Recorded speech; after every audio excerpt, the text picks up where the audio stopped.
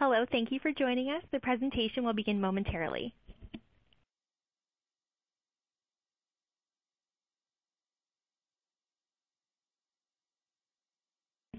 Thank you for joining us for today's webinar, How to Network Effectively and Create Genuine Connections, brought to you by Level Up by Forbes. Before we begin, I want to cover a few housekeeping items. At the bottom of your audience console, there are multiple application widgets you can use throughout the webcast. If you have any questions during the webinar, you can click on the Q&A widget at the bottom. We do capture all submitted questions, so we'll be able to view these during the webcast, and we'll address as many as we can during the Q&A portion. If you have any technical difficulties, please click on the Help widget. It has a question mark icon and covers common technical issues. Let's get started. Level Up by Forbes is a sub-brand for young professionals with a focus on personal finance and career advice. You can follow us on Facebook and join our exclusive LinkedIn group. My name is Kim Horner, and I'll be your host today. I'm a social media editor at Forbes, and I'd love to introduce our guest presenter, Eric Barker. He's the founder of the blog Barking Up the Wrong Tree, which presents science-based answers and expert insights on how to be awesome at life. Nearly 300,000 people subscribe to his weekly newsletter. He has been featured in the New York Times, the Wall Street Journal, the Atlantic Monthly, Wired, and the Financial Times. With a writing career spanning over 20 years, Eric is also a sought-after speaker and interview subject and has spoken at MIT, Yale, West Point, NPR affiliates, and on morning television. Thank you so much for being with us today, Eric. Thank you, Kim. So let's get started. We have a poll for the audience. What is your biggest networking challenge? Now, you have a couple options here to choose from. You could say you're not sure where to start networking, shyness, fear of feeling fake, fear of rejection, not sure how to follow up, or all of the above. So take a moment, give us an answer, and then we'll see the results for the audience. Okay, let's see what everyone said. It looks like most people are just not sure where to start, closely followed by fear of feeling fake. What do you think of that, Eric? I think we're in really good shape today because we're going to specifically talk about being not sure where to start, and we're going to directly approach the issue of feeling fake. Awesome. Let's get started.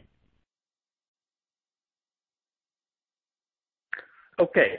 So we are going to dive down the research rabbit hole here, talking about networking and what works, where to get started, and I want to give you some actionable tips based on the research and expert insight on how to get started, how to follow through, all the different basic elements of networking.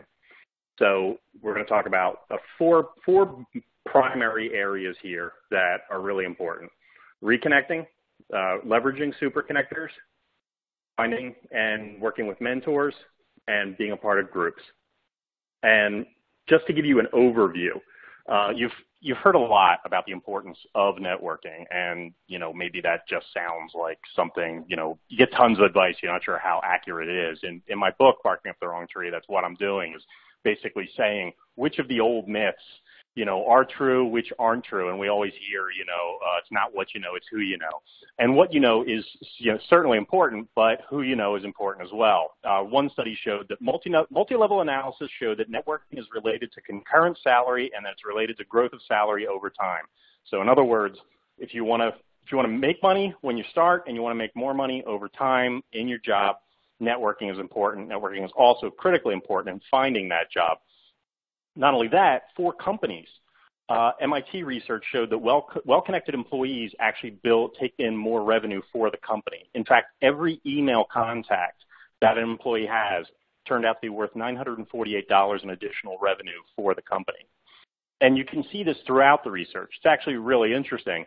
One of the bits of research that seems outside, not totally tied to networking, that's critical, is the research shows that drinkers make more money than smokers don't.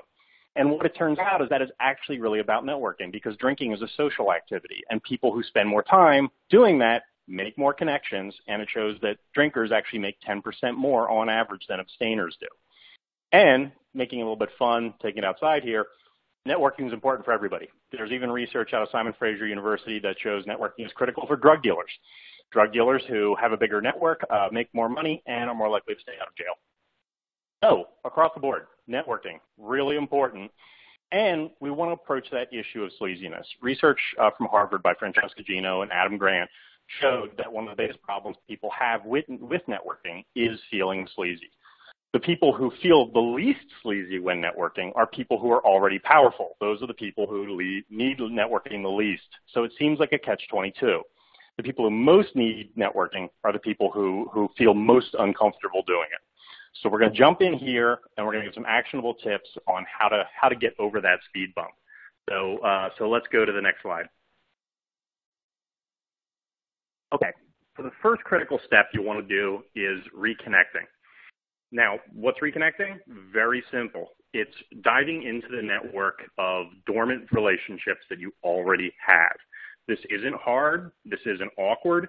These are people you already know. They're people you're already connected with. You probably have tons of friends on Facebook. You have tons of connections on LinkedIn, and I'm sure a lot of them, probably the vast majority of them, you haven't spoken to lately. Now, again, all you have to do is message these people, say, what's up? See how they're doing. Reach out. Check out. And it's better to do this way before you need to, because nobody likes when somebody pops up into your life again, immediately asking for a favor. So this is something you want to do long before you need anything. You want to activate those friendships, and you want it to be sincere. But again, this isn't like walking up to somebody you don't know. Now, why is this critical? Well, actually, this is where most people find jobs and find new opportunities. Mark Granovetter has done some key research in terms of networking, and his research promoted the idea of weak ties. What that means is that the people you deal with every day, your close friends, they hear about many of the same things you do. You guys are talking. So if you're looking for a new job, you're looking for a new opportunity, you're looking for an available position, maybe in a certain division in a company, your close friends know a lot of the same things you do. Your close friends at work or maybe outside of work. But once you go 1 degree out, either somebody you haven't talked to in a long time or a friend of a friend, those ties are weaker. Those people are dealing with people you're not dealing with on a regular basis. So they're going to have information that you don't. And Mark Granovetter's research showed that you're much more likely to hear about that next opportunity from weak ties, dormant relationships, or people 1 degree out than you are from your close friends. So that's why it's really great to reactivate these dormant relationships because A, it's easy, you already know these people, and B, that's where some of the best opportunities actually come from. The second thing you want to take into mind here is you don't want to, if possible, you don't want to keep it all online. John Cacioppo teaches at Columbia University, and he's done some of the key research on loneliness. And what he's seen is that when you leverage Facebook for face-to-face meetings, it makes you happier. When you use Facebook to replace face-to-face meetings, it makes you sadder.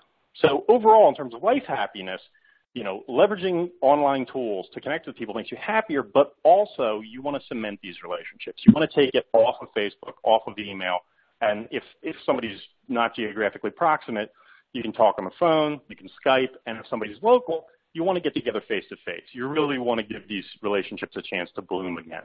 So reconnecting with people, again, weak ties is where things come from, and you want to take it offline. You want to be a human being, not just letters on a screen. The other critical element here is following up. Hey, how did these relationships get dormant in the first place? It's because neither of you followed up. And research from Notre Dame analyzed 8 million phone calls between 2 million people. And what they found is that what makes close friendships endure over time is simply staying in touch every 2 weeks. Now, you don't have to do this for every single person you reconnect with. This is close friendships. But the point remains, checking in, staying in somebody's life at regular intervals, be that 2 weeks, a month, quarterly, that's what keeps relationships alive so that you don't have to kind of keep hitting it with a defibrillator to keep this alive. So if you want to put that in your calendar, however you want to handle it is great, but you want to follow up, you want to stay engaged. You don't want to pop up and vanish. Now, one way that you can do that that's really critical is for my book, Barking Up the Wrong Tree, I talked to Adam Rifkin. Adam Rifkin, Fortune magazine declared him in 2011 the most networked guy in Silicon Valley. Adam goes by the nickname Panda, and Panda knows everybody. But what's interesting is despite having this enormous Silicon Valley network, he stays in touch with people quite well, and he doesn't actually spend that much time on it. Because one thing that he does is he's a giver. He's always trying to help people, and one of those ways he does is by connecting people who could benefit from knowing one another. So by sending a quick little email, every so often, every few months, he manages to stay in touch with people. He provides value to other people, and he's doing it for at least 2 people at a time by connecting them. So simple little efforts like that. It doesn't have to be a 2-hour phone call every 2 weeks. Doing people favors, helping out 2 sides at once, very efficient, very effective way to provide value, to be a friend, and to keep dormant relationships non-dormant and to keep them active. So let's go to the next slide.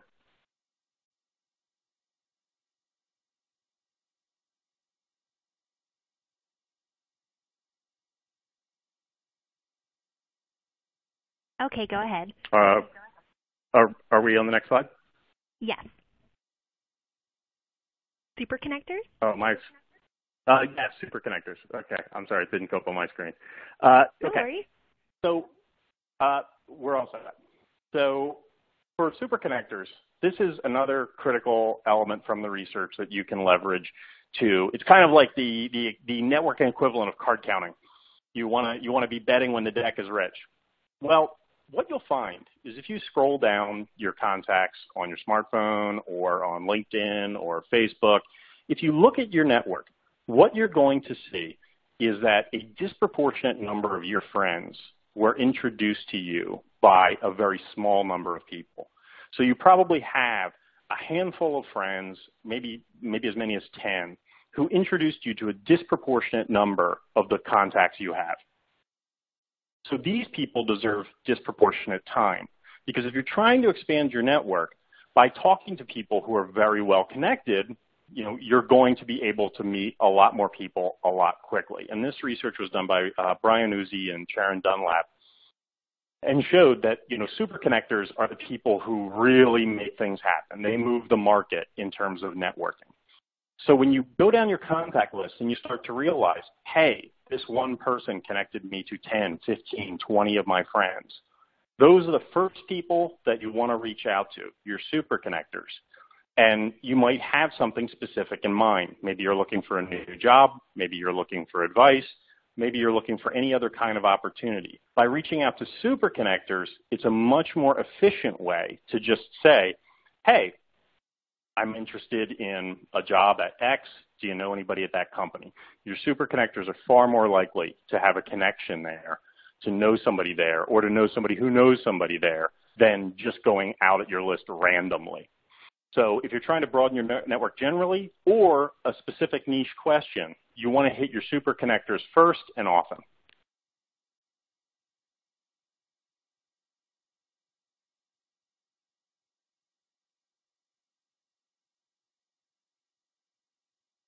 All right, go ahead, survey says. All right. So now we're going to move on to the issue of mentoring. And Gerard Roche did a survey of over 1,250 top executives, and it turned out that 2/3 of them said that they had a mentor. Those with mentors made more money, and they were happier with their careers. And very interesting to any of the women listening, every single one of the successful females surveyed had a mentor. So obviously this was critical for helping women with the specific challenges that women face in the workplace. So how do you go about getting a mentor? Okay, we'll go to the next slide.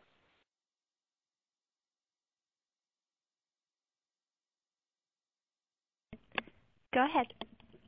All right. So Benjamin Bloom did a study in 1985, and he studied top athletes, scientists, artists, and he found that nearly every single one of top performers had a mentor. So again, with executives, we saw 2/3, and with top performers, we see every single one. Dean Keith Simonton did research on top performers as well, found very much the same thing. So obviously, mentors are really critical. You don't have time to learn all the stuff you need to learn by making mistakes and screwing up and making accidents and learning things the hard way. Much better to learn from the experience of others. The thing here, though, is that, how do you go about getting a mentor? Okay, first step I have on here is be awesome. Well, that's very quick, but the point is there's an old saying, and that is that when the student is ready, the master appears. What that means is very often, if you're doing things very well, if you are great at your job and critical, you're making that visible to the people around you, people are seeing the good work you're doing, then oftentimes finding a mentor isn't difficult. Beyond that, if you want a top mentor, you want to be doing top work. You want them to notice you. That's preferable. That's not the only way, but it's preferable. You're asking for free time from a very busy, very successful person who has probably the pick of a lot of people who would love to be their mentee. So first and foremost, you want to make sure you're doing all you can to be as good as you can at your job. And second, you want to be making sure that's visible to people, because even if a mentor sees you and, they're going to ask questions. They're going to ask around. You want to have a good reputation. So doing good work, making sure it gets seen, having a good reputation, those are the things you want to be focusing on before you even start your mentor search. Next thing you want to keep in mind, really studying them. Anybody who's extremely successful in their field, anybody who would make a great mentor because they're awesome at what they do, there's going to be information about them on the internet. And if you're going to talk to this person, email with this person, sit down with this person for coffee, you don't want to seem ignorant. Just like before a job interview, you want to know things in and out. Beyond simply knowing enough to be able to have a conversation with them, it's also extremely flattering for you to be very familiar with the person's work, to know it inside and out. That tells this person that you're on top of your game, that you're an A player, that you are worthy of their time. So you really want to know this person. But there's a second, lesser-known element of why really doing the research and studying these people is important. And that's because the issue of fit. You want to make sure that not only are they great at their job, you want to make sure they're not a jerk. You want to make sure that they're going to get along with you, that you two are going to really click. So you need to do the research, not just to impress them, but to make sure that they're going to work for you, that they're going to be a good mentor who's going to help you. Are you guys going to get along? Is this going to work? So you want to do the research, really know them inside and out. That shouldn't be hard, and that's something a mentor is going to expect.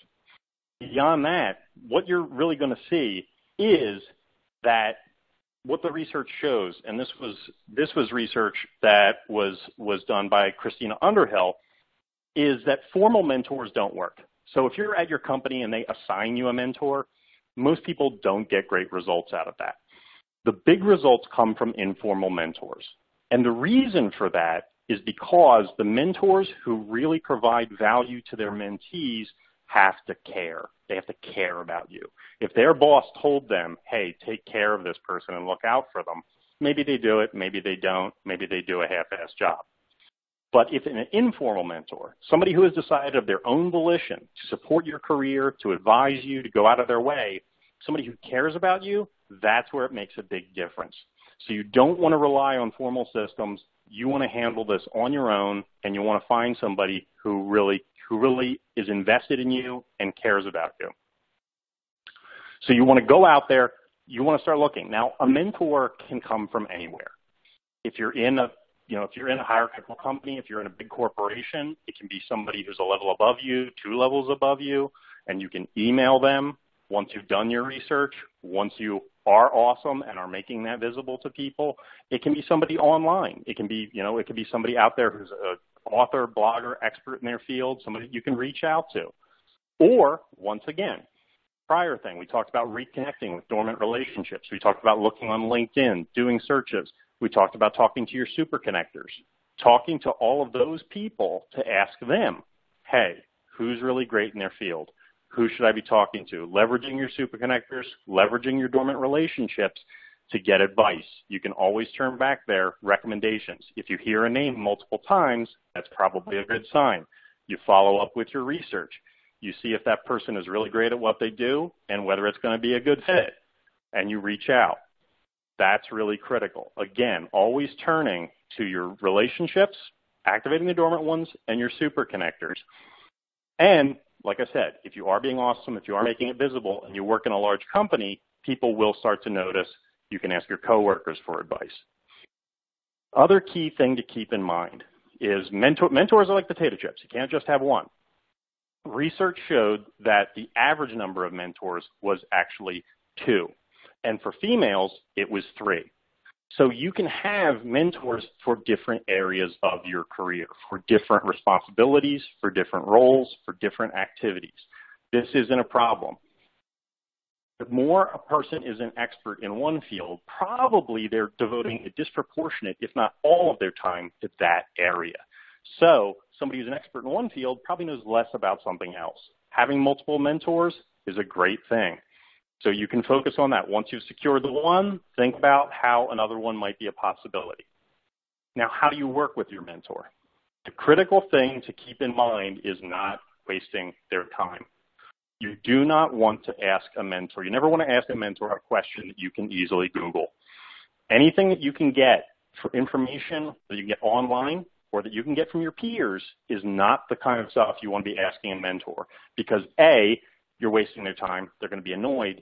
But second, this is going to communicate, this is going to signal to them that you're not ready, that you're not asking them the kind of questions. Basically, you want to demonstrate to them whenever you're communicating that you have exhausted every resource in your arsenal and that you absolutely need their help. And you want to some degree, briefly show that work. Hey, I tried this, I looked at this, it didn't work. I want to ask your opinion. What should I do here? That shows that you're smart, you're not wasting their time, you're being respectful, you're showing the good homework that you did, and you're asking a smart question. Asking smart questions is key. And like I said, a good way to make sure your questions are smart is to exhaust all of your resources before you go to your mentor. Next, just like with all of the other relationship issues we talked about, follow up. Because following up with a mentor is critical. Because these are very busy, very successful people. You need to strike that balance between not pestering them, but also not falling off the radar. And the best way to connect with them is either to be asking a smart question, showing you did your homework, or to be saying, hey, I took your advice, here was the results, here's how it paid off. Because that's what mentors want. That's what everybody wants from a mentor relationship. They're not making money out of this. They want to know that you're doing what they say, you're getting results, that you're making smart decisions, that they want to feel like they're giving back and that they're providing a benefit. So you don't want to ask them a question and vanish off the radar. You want to ask them a question and you want to show them the good work that came of it. That's what they're doing this for. You want to make sure that they feel like emotionally they're getting something out of this. And finally, aligned with that, you really want to make them proud. You want to go out, you want to take their advice, show them how it worked. But if you can show them crystallized, concrete achievements, that you got the promotion, that you closed the deal, you got the project completed, because don't forget, mentors have goals as well. And if somebody is high up in a company and trying to get that CEO position or trying to get that C-level job, being a groomer of talent is a really valuable thing. That's a great thing for them. To be known as a great mentor is the kind of thing that companies look for when promoting someone to a C-level position. So by showing them, hey, this is great, and that they can brag on the fact that you were their mentee and, hey, they helped you achieve this, that's going to be something that's beneficial to them. So always be thinking as well, what's in it for them. And I don't want you to think that this is just about, in corporations, because Shane Snow presented research in his great book, Smart Cuts, that for entrepreneurs, this is critical as well. Entrepreneurs with a mentor raise 7 times as much money, and their companies experience 3.5 times as much growth. It's really critical to have a mentor, whether you, again, artists, athlete, entrepreneurs, or if you're working in a Fortune 500 company, any one of these, mentors are really critical. Okay, So groups. Another way, obviously, to start connecting with more people is to be a part of groups. Now, that doesn't mean necessarily formal groups because, again, we get into that issue that Francesca Gino and Adam Grant found, which is that networking can feel icky. So those networking groups aren't always the best way to do it. And besides, those are going to be people that are probably around the same level or maybe lower on the food chain in terms of networking than you are. It's not the best place to spend your time and resources. Informal groups can be really powerful. Some of the best, I've worked in Hollywood for many years, and some of the best networking groups aren't networking groups. They're pickup basketball teams. They're fantasy football leagues. They're book clubs. Any of these groups where there are a critical number of people getting together and hopefully new people coming in and out on a regular basis can be a great place for networking. So you want to think about formal, but actually more critically, just as with mentors, informal groups as well. And again, old and new. If there are groups where there's people who come in, come out, that's a really critical balance. Most of the research shows that, the best teams are a balance of old blood and new blood, and you want to be meeting new people. So hopefully this is something where people are circling in and out. The next step you want to be thinking about is more on a overall holistic vision, which is a lot of the research from Nicholas Christakis at Yale and research that came out of the Terman study, which was a longitudinal study that followed people for their entire lives, shows that the people you spend time with influence you far more than you think. They influence your happiness, they influence your ethics, they influence you on many levels, and for the most part, you don't notice it. So in terms of overall success, overall happiness, you want to join groups that are the people that you want to be. They're the people that you feel, hey, this is the kind of person I want to be. I want to spend time with this kind of group. So choose wisely. The other thing to keep in mind is, hey, maybe you're saying, I don't know any groups. I haven't heard of any. And I did reach out to my dormant relationships. I reached out to my active relationships. I reached out to my super connectors. And none of these people has a great group that I should join. Fine. Start a group. This may sound a little cheeky, but it's actually a really good point, because if you just talked to all your active relationships, your dormant relationships, and your super connectors, and none of them were interested, or I'm sorry, none of them knew of great groups you should join, some of those people are going to be interested in joining a group. So you already have probably a critical mass of people who would love to be involved in something where people are going to be networking, where people are going to be talking.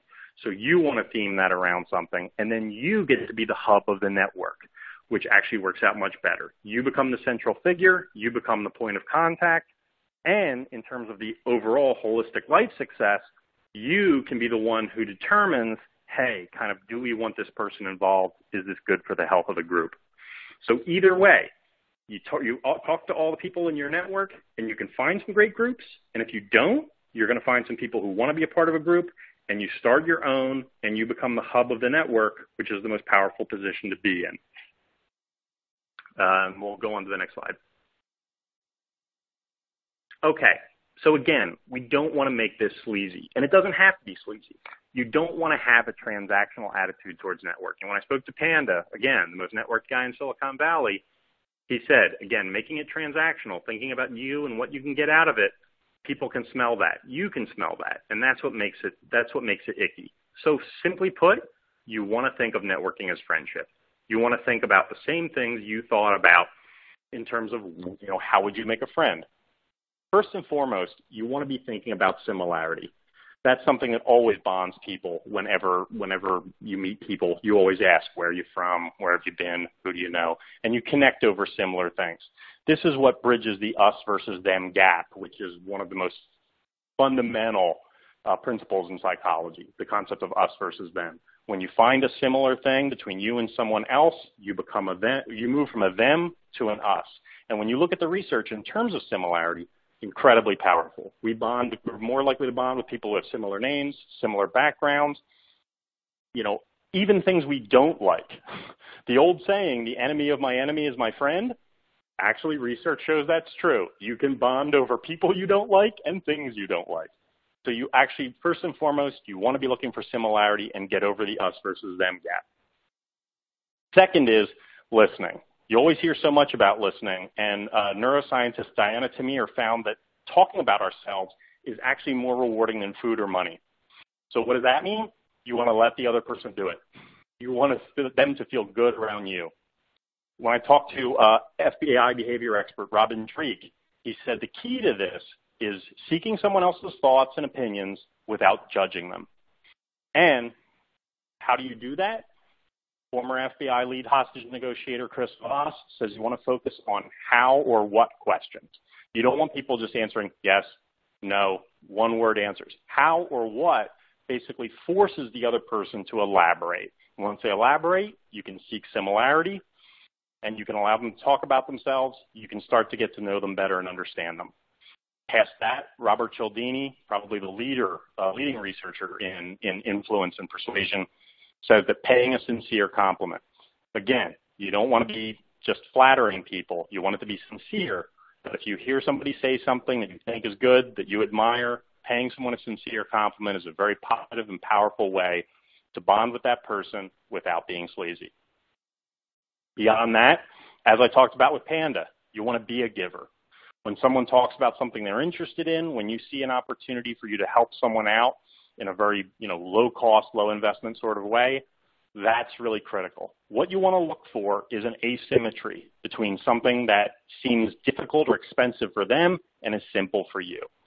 You have access to some kind of resources that they may need. They may have access to resources easily and cheaply that you need. You don't need to aggressively seek that out, but you can ask someone what challenges they're facing. That's FBI behavior expert Robin Dreek's favorite question. What challenges are you facing? People love to complain about what's going on. And when people are complaining, that provides an opportunity for you to perhaps help someone now or help someone down the road. Like I said, Panda manages his huge network by creating introductions. Because even if he can't offer a specific solution, he can often introduce two people who might be able to help each other. And that provides solutions to their problems, grows your network, and allows you to maintain your relationships. Finally, and critically, again, following up. Following up is always important. You can use your calendar to make sure that you check in with somebody on a regular basis, but you don't want these to become more of those dormant relationships. And we can go on the next slide. So another research study showed we often underestimate by as much as 50% how much others are willing to help us. We don't like asking for help. We feel awkward about it. And again, you don't necessarily want to start off a relationship doing that. But remember, we like assisting other people. Once we've bonded with them, once we feel similar to them, people who listen to us, people who encourage us, people who are givers, who are offering to make connections for us, if relationships are one way and somebody's doing too much for you, you'll start to feel awkward. So people will welcome the opportunity to help you. And as the research showed, we often underestimate by 50% how often people are willing to help. And that's another strength of looking at networking as friendship. Not only does it not feel sleazy, but friends help each other. That's really critical. When Deepak Malhotra, who teaches at Harvard Business School, when he talks about salary negotiation, he doesn't say play hardball. He doesn't say any of the tricky things you think he might. The first thing he says to his students at Harvard Business School is they have to like you. And that's what you often see, and it makes perfect sense. Because when someone's a friend, when we feel a connection with someone, we're often willing to do a lot more and go out of our way for those people. So liking always precedes any of the other, more tricky, more difficult, more hardball tactics. And we can go to the next slide. Again, as I said with Robert Cialdini's research, don't be afraid to pay someone a sincere compliment. The research actually shows that we like compliments more than sex or money. We love hearing good things about ourselves. But if you make it sincere, then it's okay. You'll feel good about it, and they'll feel good about it if it's something that's true and it's something that you really believe. Okay, finally, the next thing we really want to talk about is dealing with difficult people. And for this, I actually went through the NYPD's hostage negotiation training to find out how to deal with the most difficult people, hostage takers. And taking those principles and also interviews I did with clinical psychologists dealing with the mentally disturbed. So whatever works with the most extreme situations can definitely help us deal with more difficult situations. So the first thing that both clinical psychologists and hostage negotiation experts agreed on is slowing things down. Anytime things start to get heated, things start to get difficult, you want to slow it down. You almost want to see the other person as a child without being condescending towards them. If a child was screaming, you wouldn't scream back. If they were yelling, you wouldn't yell back. What clinical psychologist Albert Bernstein likes to do when things get difficult is he says, please speak more slowly. I'd like to help.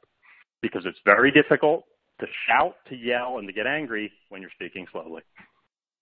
Next thing is active listening. Now, what does active listening mean? That means A, listening, and B, the active part is showing the other person that you are listening. That means you want to use those how and what questions to get the person really talking, and then you want to be able to summarize, quickly feedback what they said to you. Sounds like you're angry. Sounds like you're frustrated with the situation. You want to be connecting with them and showing them when anybody starts to get upset or angry that you understand what they're saying, you're listening to them. Because when people are in conflict, what's the first thing somebody throws back in your face? You're not listening to me. You're not paying attention. You didn't hear what I said. So by using active listening, that diffuses that. They can't say it. They feel understood, and the person will start to calm down. Third thing is labeling emotions. Neuroscience shows that putting a label on an emotion, sounds like you're angry, engages the prefrontal cortex, calms down the amygdala. It reduces the impact of emotions. If someone starts to get heated, they start to get upset, you can put a label on that emotion, show them that you understand what they're feeling, and it will actually reduce the difficulty of that. NYPD hostage negotiators use that to calm down hostage takers in situations involving guns. The final thing is making someone think. And that is, instead of an emotional reaction, you want to put them in a situation where they actually need to use their brain and think. That calms down the emotions and starts to engage the logical brain again.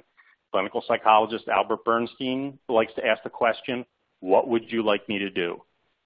Because the person might get upset, but then when they have to think, what would you like me to do? Now they need to start being logical again. So if you are in a difficult situation, you're talking to someone where it's problematic, these are some solutions from hostage negotiation and clinical psychology that can help ease any tough situations you come by. And we can go to the next slide. So we're going to round this out and looking at across the board, what makes people continue relationships over time? The consistent answer to that in research studies was gratitude. Gratitude is the quality that makes people want to spend more time with you. Being thankful, noticing the things that people do for you, appreciating them, showing them thanks. This is something that is going to make people feel like you're really noticing, appreciating, that you're happy that they're part of your life. And past that, tons of research shows that when you take the time to think about it, Martin Seligman at the University of Pennsylvania, one of the most powerful happiness-boosting activities you can do is before you go to bed at night, writing down 3 things that you're thankful for that happened that day. Keeping things you're thankful for top of mind is critical to happiness. Gratitude is one of the most powerful happiness boosters. And as we see here, it also cements relationships. So again, according to one study, only 15% of folks show gratitude at work. Okay, so if you want to learn more about networking, or if you want to learn more about any of the other classic ideas of success, find out whether they're true, whether they're not true, find out how to be more successful in career and in life, please go over to Amazon.com, check out my book, Barking Up the Wrong Tree. It's now a Wall Street Journal bestseller, and I hope you enjoy it. Thank you so much, Eric. That was so great. We got so many great tips. Before we get to the Q&A portion, everyone can ask your questions. We'll get to as many as we can. I wanted to announce that we have a free trial issue of Forbes magazine for everyone who registered for today's webinar. All the advice Eric shared today will definitely help you make the connections you need to advance your career, but Forbes offers a ton of other stories and insights to help you on the path as well, such as profiles of the most successful entrepreneurs and how they turned vision into reality, insight on how to give yourself a competitive edge in business and advance your career, and a whole bunch of investing advice because it's never too early to start planning your future. Simply go to www.forbes.com/network and fill out the form. All right, so we have lots of questions coming in. I hope you're ready, Eric. I'm ready. Okay, first question. What tools are useful for increasing and expanding your network? Well, in terms of tools, I think one of the best ones that I really like is actually using LinkedIn. Because what's powerful about LinkedIn is you can, if you're looking, say you're looking for a job at a particular company, you can actually search by company and see which people are first degree, second degree, third connections in your network, and to see who you can reach out to if you're trying to get in touch with HR or someone at a particular company. Past that, you have your list of contacts. That's also true of Facebook, Twitter as well. Having those lists, looking across the board, allows you to identify, hey, who's somebody who might be able to help you, and that relationship is turned dormant. Looking at all of your online sites, it's almost like having a library in front of you of all these relationships. Which ones should you reactivate? Also, looking across those allows you to identify your super connectors. So it's very simple in terms of using online tools. Again, also, the contact list on your smartphone. Past that, and this isn't a specific tool, but something else that really is useful, something that most people, it's very simple, but most people stumble on, is making the budget and the time to start networking. And that is merely saying that I'm going to devote this much time to doing it. I'm going to make sure that lunch every Wednesday is going to be with somebody new, or lunch every Tuesday is going to be with a dormant relationship that I need to reactivate. Or Sunday afternoon, I'm going to make sure to hang out with an old friend and see what they're up to. Making some sort of specific commitment, that allows you to make sure that this is something that you can accomplish. Because most people say they want to do it, and they might know what they have to do, but all of a sudden when it comes to time, when it comes to money, they haven't really thought about that. They haven't set aside, hey, I'm going to put an extra $50 or $100 aside for those lunches and coffees. Taking the time to do that, again, greases the wheels, makes it a lot simpler. By using online tools, by budgeting time and money, you're ready to really go out there and do it instead of it just being another dream. That's excellent advice, and I would encourage everyone listening right now to join our exclusive LinkedIn group, Forbes Leadership, and you can get our discussion questions every single week so we can network together. And it's a really great idea to put aside the time. I think everyone should probably mark off some time on their calendar right now and say, I'm going to set aside a half hour to networking every single week. What do you think of that? I think it's great. I think that's, the more specific, across the board, you look at the research, the more specific you make any kind of plan, the more likely it is to happen. So if you can say a half hour, great. If you can designate a specific half hour, even better. If you have, again, specific people that you want to talk to and you want to schedule with them, even better. The more specific you make your plans, the more likely they are to actually be realized. What is your advice for following up? I know you said follow up, follow up, follow up. Is a phone call the best way to do that? Is an email? What do you recommend following up? Following up is not something that, I don't think you first of all, you want to focus on what's the level of the relationship here. If it's a family member, if it's a person who was a very close friend and you're trying to rekindle that relationship, then yeah, phone calls might be great. For someone who's more of a business contact, more of a coworker, then it might be awkward to schedule a phone call, or they might think that it's something more important than it is. So you definitely want to gauge it on the level, the intensity of the relationship, whether that's going to be, an email, a text, or a phone call. Beyond that, I think Panda's system is, very good. If you can reconnect with someone over something specific. Having a medium by which to move through is very helpful because it can be awkward, especially if you're rekindling a dormant relationship with somebody that maybe you weren't all that close to. They were kind of just an acquaintance. Just throwing a what's up out there, they're in a weird situation to respond. And so for following up, if you read an article that's something you know is of interest to them, forwarding it along. Hey, that's a follow-up. You two don't even have to, engage in a conversation afterwards, but it shows you're thinking of them and it keeps you top of mind. If you, again, just like Panda, if you want to introduce this person to someone else who has a similar interest, has a similar job, or best of all, someone who can solve a problem, for someone else, very often, I connect people who are just in the same field, doing the same thing, have similar interests, who are both interested in broadening their network. And how I always try to handle that is double opt-in, meaning before I connect the two people, I check with each one. Hey, I know this person, they do similar things, might be of interest to you. Would you be cool with me connecting you? And if both sides say yes, I make the connection. That way it's never awkward, and I'm never putting someone in a position where they're like, why is he bothering me with this person? You don't want to make it awkward, so by doing a double opt-in and by saying, hey, if you're too busy, no sweat, that gives the person a way out. So again, the best way is if it's friends, close family, phone call's great, maybe otherwise it's text, otherwise it's an email. And anytime you can provide value, an article of interest, an opportunity of interest, a get-together that they both might enjoy, or if you can connect two people of similar interests, those are all great ways to follow up that aren't awkward and can often provide value to the other person. Excellent advice. I just wanted to clarify real fast.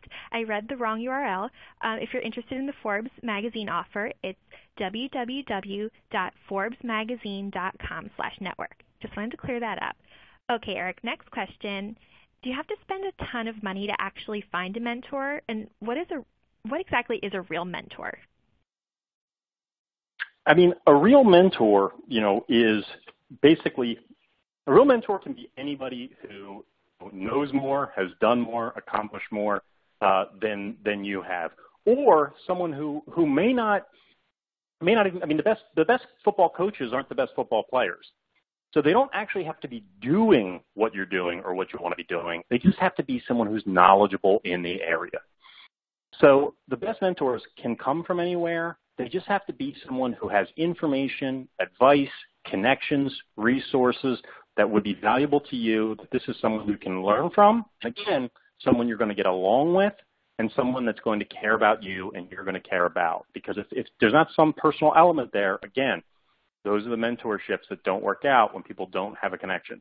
Author Dan Coyle wrote an excellent book called Talent Code. Made another great tip about mentors, and that is you want someone who scares you a little. You don't want to be somebody who's a pushover, who's you're not going to listen to, who you want to be somebody who scares you a little, somebody who is really impressive.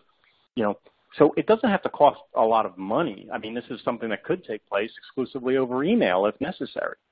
But you want to think about an expert or a specialist in an area where you want to grow. Atul Gawande is a professor at Harvard Medical School. He's an endocrine surgeon. He's a writer for The New Yorker, and he's a MacArthur Grant winner, and he's a married father of 3 children. This guy's incredibly successful. Well, what was the next thing he did after this? He actually got an older endocrine surgeon to come out of retirement and stand over his shoulder in surgery. Why? Because he realized that he could be better. He needed a mentor. Everyone at any level can use a mentor. You want to think about where you want to be, in 2 years, 5 years, 10 years. Who's somebody who really knows that area? It could be somebody down the hall in the office. It could be somebody online who really seems like an expert.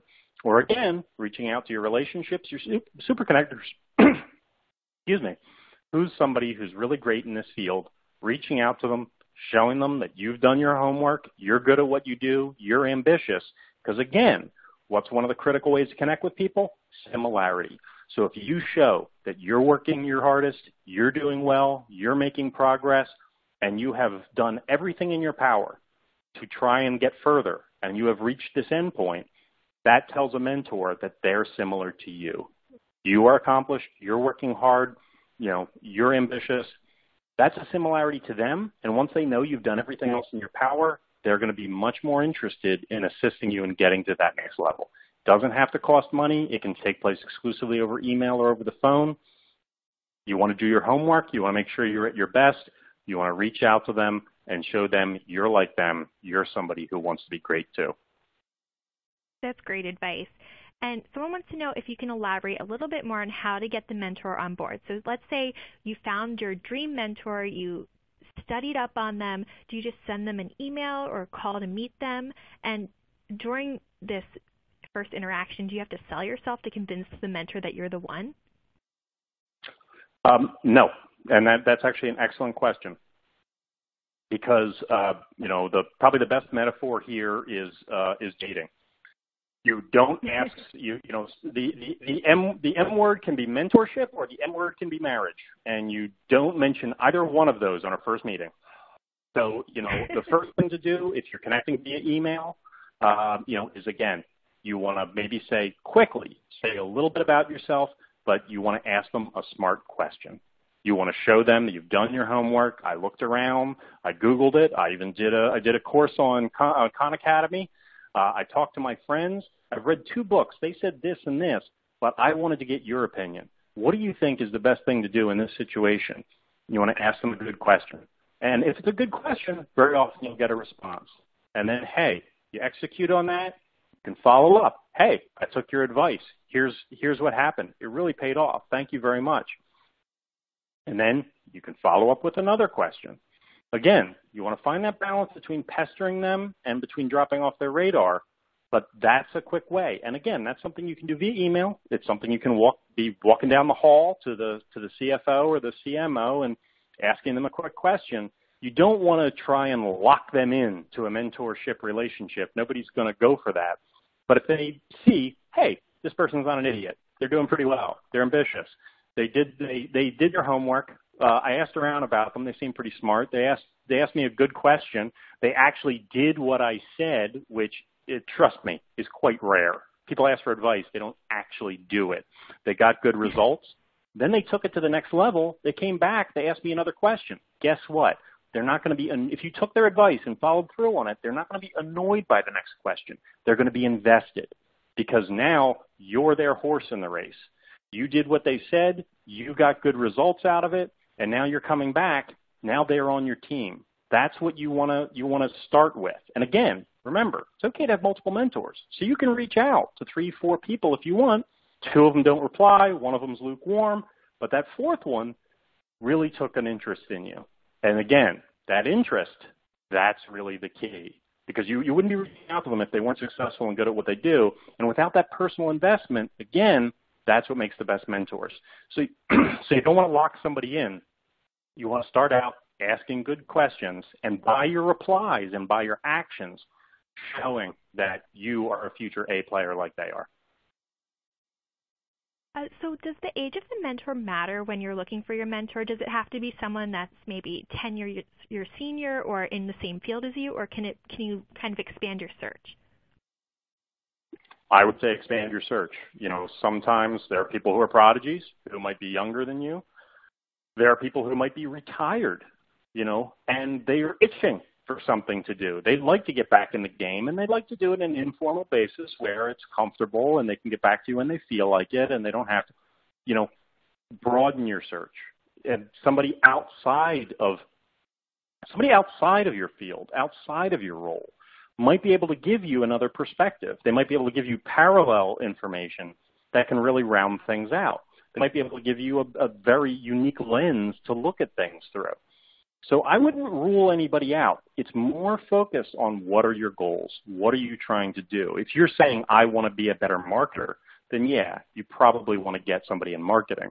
If your goal is more general, if you're saying, I want to leave my current job and start my own company, then you might want to reach out to an entrepreneur, or you might want to reach out to somebody who is, even if you're in marketing, you might want to reach out to the CFO, because that's somebody who knows the financials, who knows how a company works, what makes it run. Or maybe your next opportunity, it's going to be something that is a little bit different than what you're doing now. You want to reach out to somebody who's doing that. So again, it's got to be very specific to your goals, which means first and foremost, you need to ask yourself very clearly and very specifically, what do I want? And that will give you a better answer. And past that, broaden your search. Lots of opportunities, because again, it's not merely if this person has the expertise, they also have to have the investment in you. That becomes the more critical factor once you've checked the expertise box. So I wouldn't limit it too much. It's going to limit itself in terms of how many people are really good at this, what do you need, and how many people do you have a genuine connection with. It's going to be self-limiting. So don't worry about, it being too big at first, because it's going to get small very fast. So to switch gears a little bit back to just developing your network, what advice do you have for someone in the early stages of their career, like someone fresh out of college and they want to start their network? What are some of the first steps they should take? Well, it's funny because that's a very good point, because those people aren't going to have, deep connections or dormant relationships they can reach out to. However, they have a different superpower, and that is being able to say, I'm a student or I'm a recent graduate. That opens up a lot of doors, because again, you're kind of like a cute puppy. Saying that you're a student allows people to say, oh, helping out a student. People love that feeling. They know you don't have much help. They don't expect as much from you. They might be impressed if you're going to a particular university or you have good grades, or those things. Those things are nice. But by saying you're a student, saying you're young, saying you're curious, that shows an extra level of ambition, because you're somebody who's doing more, who's trying to really reach and broaden out.